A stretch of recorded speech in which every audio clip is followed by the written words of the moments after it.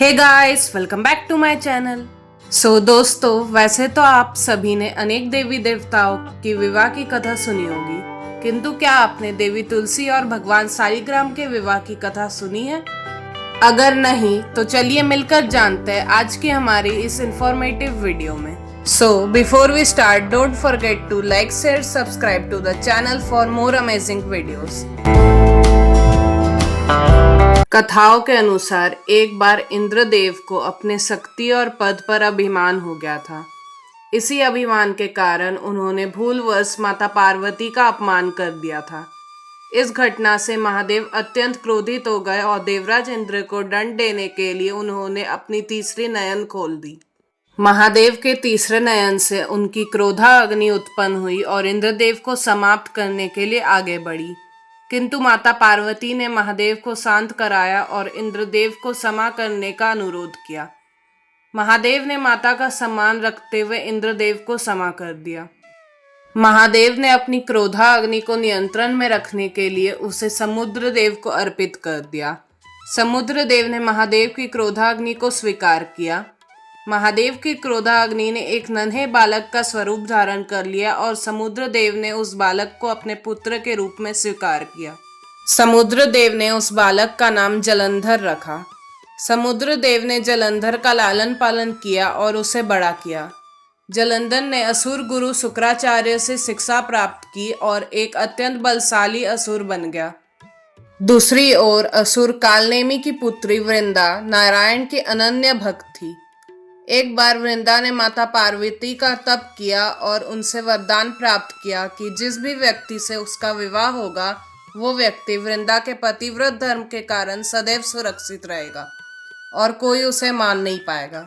जलंधर को यह बात का पता चला और उसने छल से वृंदा से विवाह कर लिया। वृंदा के पतिव्रत धर्म, प्रेम और समर्पण के कारण जलंधर अपराजित हो गया।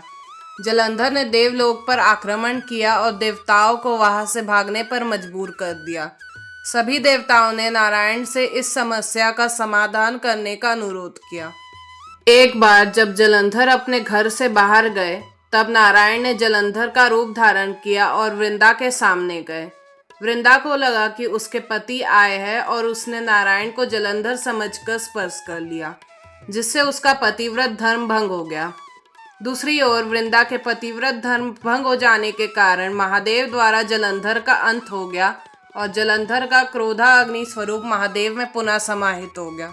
जब वृंदा को सत्य का पता चला तो वह अत्यंत पीड़ित हो गई और उसने नारायण को श्राप दिया कि जिस प्रकार नारायण ने उसे छला, ठीक उसी प्रकार एक दिन नारायण की पत्नी देवी लक्ष्मी को भी कोई छलेगा और एक दिन नारायण पत्थर के रूप में बदल जाएंगे।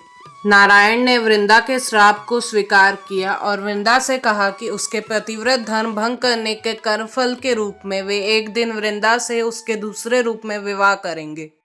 वृंदा ने अपने पतिव्रत धर्म के भंग हो जाने की पीड़ा के कारण स्वयं का अंत कर लिया। माना जाता है कि वृंदा के श्राप के कारण ही त्रेता युग में भगवान श्री राम को माता सीता से वियोग भोगना पड़ा था।